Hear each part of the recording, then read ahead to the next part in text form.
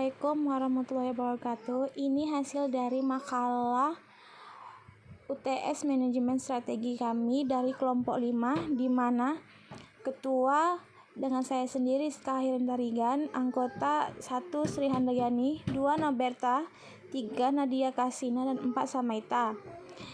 Di mana tugas kami itu analisis strategi bisnis usaha mikro kecil menengah toko bunga Cindy di Jalan Kayun Utara nomor 12 Ganteng Kali, Surabaya. Dosen pengampu Bapak Efrizal Adil SEMM, Fakultas Social Science Program Studi Manajemen. Di sini kami akan menjawab dan menganalisis usaha yang telah kami analisis. Jawaban akan dibacakan oleh saya dan teman-teman satu kelompok saya. Di sini kami akan membahas hasil diskusi kami dan hasil jawaban kami dari soal UTS. Kami menganalisis strategi bisnis usaha mikro kecil menengah toko bunga Cindy di Jalan Kayun Utara nomor 12 Genteng Kali, Surabaya.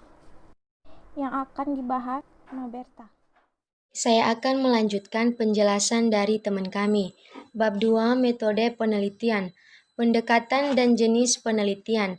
Peneliti ini difokuskan pada strategi bisnis usaha mikro kecil menengah atau UMKM pada toko bunga Cindy di Pasar Bunga Kayun, Jalan Kayun Utara nomor 12, Kecamatan Genting Kali, Surabaya.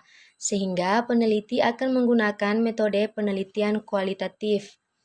Metode penelitian kualitatif adalah metode penelitian yang digunakan untuk meneliti pada kondisi objek yang alamiah atau natural setting, di mana peneliti adalah sebagai instrumen kunci. Teknik pengumpulan data dilakukan secara triangulasi atau gabungan.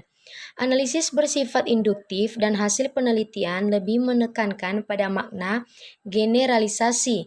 Penelitian kualitatif yang bersifat holistik, menyeluruh, tidak dapat dipisahkan.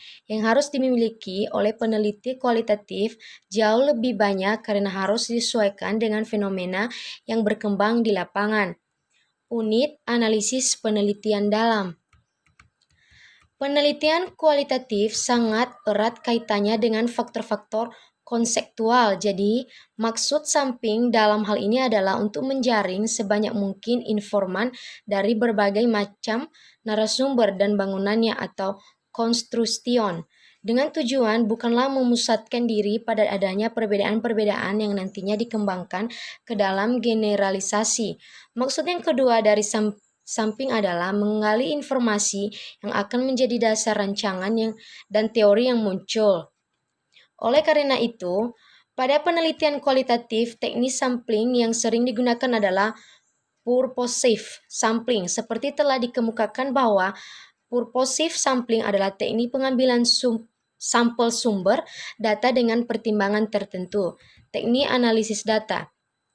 Analisis data dalam penelitian menggunakan metode analisis deskriptif dan menganalisisnya menggunakan SWOT. Kemudian peneliti menganalisis data atau informasi yang berupa narasi-narasi. Peneliti kualitatif yang dihasilkan dalam wawancara mendalam atau in-depth interview yang berkaitan dengan strategi bisnis usaha mikro kecil menengah atau UMKM. Pada toko bunga Cindy di Pasar Bunga Kayun, Jalan Kayun Utara nomor 12, Kecamatan Genting Kali, Surabaya beserta dokumentasi yang berkaitan dengan strategi bisnis. Tujuan dari penelitian ini adalah untuk mengetahui dan mengidentifikasi strategi bisnis yang dilakukan oleh pelaku bisnis dalam menjalankan dan mengembangkan usahanya. Seterusnya saya akan menjawab pertanyaan yang itu. Jelaskan arti pentingnya pengamatan lingkungan atau environmental scanning bagi perusahaan. Apa itu environmental scanning?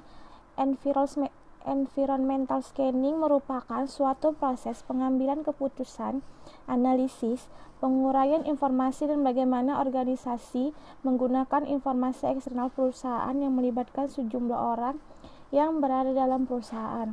Menurut Fahey dan Narayanan berpendapat bahwa environmental scanning yang efektif seharusnya dapat membantu pembuat keputusan mengetahui perubahan potensial yang terjadi di lingkungan eksternal mereka. Environmental scanning menyediakan penyelidik strategik yang berguna dalam pemilihan keputusan strategi. Konsekuensi dari aktivitas ini adalah bertambahnya pemahaman akan dampak dari perubahan terhadap organisasi, membantu meramalkan dan membawa harapan perubahan yang baik dalam pembuatan keputusan. Pentingnya environmental scanning bagi perusahaan yaitu satu, untuk memahami perubahan kekuatan lingkungan sehingga mereka mampu menempatkan diri dalam persaingan masa mendatang. Yang kedua, untuk menghindari keterkejutan, identifikasi peluang dan ancaman, mencapai keunggulan kompetitif dan mengembangkan perencanaan jangka pendek maupun jangka panjang. Yang ketiga, untuk meningkatkan kesadaran para manajer tentang kemampuan potensial yang berpengaruh penting pada lingkungan industrinya dan mengidentifikasi ada tidaknya peluang dan ancaman di sekitar lingkungan. Keempat, untuk menghindari keterkejutan strategi dan menjamin kesehatan jangka panjang perusahaan. Baiklah, saya akan menjawab pertanyaan nomor 2, yaitu jelaskan faktor-faktor eksternal jauh atau faktor ekonomi yang memberikan dampak pada eksistensi perusahaan. Yang pertama yaitu ada faktor ekonomi. Faktor ekonomi ini meliputi pertumbuhan ekonomi suatu negara dengan hal-hal yang berkaitan dengan ekonomi secara makro, seperti inflasi, kebijakan pemerintah, dan lainnya. Namun, pada kenyataan faktor ini akan berkembang dan berimbas kepada ekonomi mikro yang lebih spesifik, seperti para pesaing perusahaan sejenisnya yang disebut perusahaan kompetitor, langganan, pasar tenaga kerja, lembaga keuangan, supplies atau pemasok bahan baku, dan perwakilan pemerintah. Yang kedua yaitu ada faktor sosial dan politik. Perkembangan strata sosial kemasyarakatan di suatu daerah akan mempengaruhi organisasi perusahaan. Perkembangan politik negara yang secara tidak langsung akan mempengaruhi perkembangan ekonomi merupakan faktor yang tidak dapat dipandang sebelah mata. Organisasi perusahaan akan cenderung mengikuti perkembangan sosial politik yang terjadi guna antisipasi terhadap berlangsungnya stabilitas dan kebijakan di dalam organisasi perusahaan.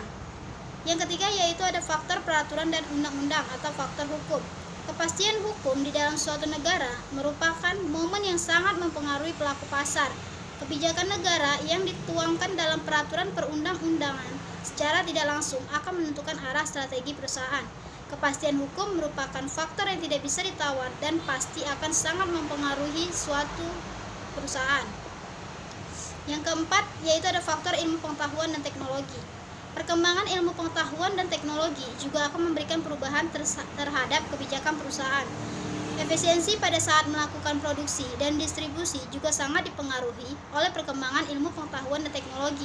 Semakin berkembangnya hal ini, maka secara tidak langsung akan menuntut manajemen perusahaan untuk memilih yang terbaik bagi kepentingan perusahaan.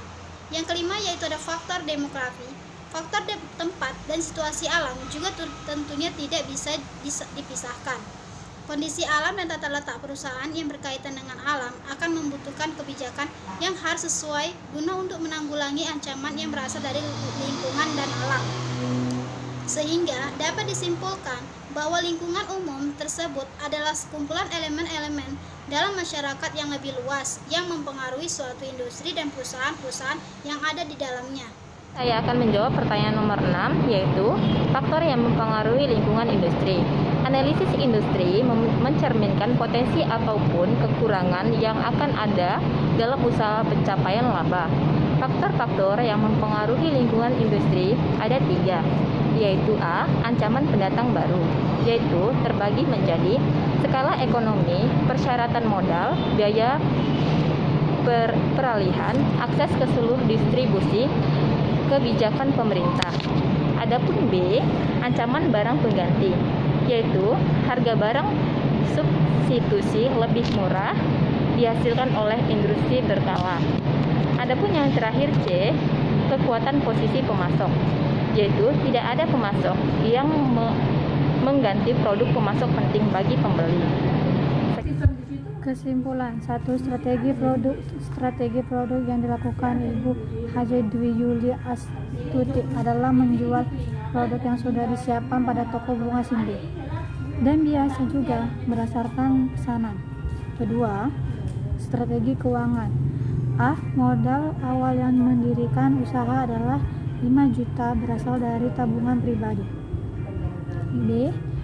Belum melakukan pencatatan keuangan serta tertutur. C. Keuangan yang diperoleh tiap bulan oleh pemilik toko sekitar 45 juta. 3. Strategi manajemen sumber daya manusia (MSDM). A. Perekrutan karyawan dilakukan dengan menyeleksi setiap karyawan yang melamar kerja pada toko bunga Cindy. Biasanya berasal dari Malang, Blitar, dan lain-lain. B. Jumlah tenaga kerja ada 10, karyawan 7, laki-laki 3, perempuan. Pemberian upah diberikan secara mingguan dengan perhitungan per hari 7.500 karyawan. 4. Strategi pemasaran. A. Dari segi promosi hanya mengandalkan pembelian datang langsung ke toko. B. Dari segi harga produk rangkaian bermacam-macam sesuai dengan model rangkaian. C. Dari segi tempat atau distribusi lokasi untuk bunga Cindy sangat strategis tetapi tidak mempunyai saluran distribusi. D. Dari segi produk, toko bunga Cindy mengutamakan kualitas produk dan model rangkaian yang bervariasi. Sekian hasil dari diskusi dan penelitian kelompok kami. Lebih dan kurangnya kami mohon maaf. Assalamualaikum warahmatullahi wabarakatuh.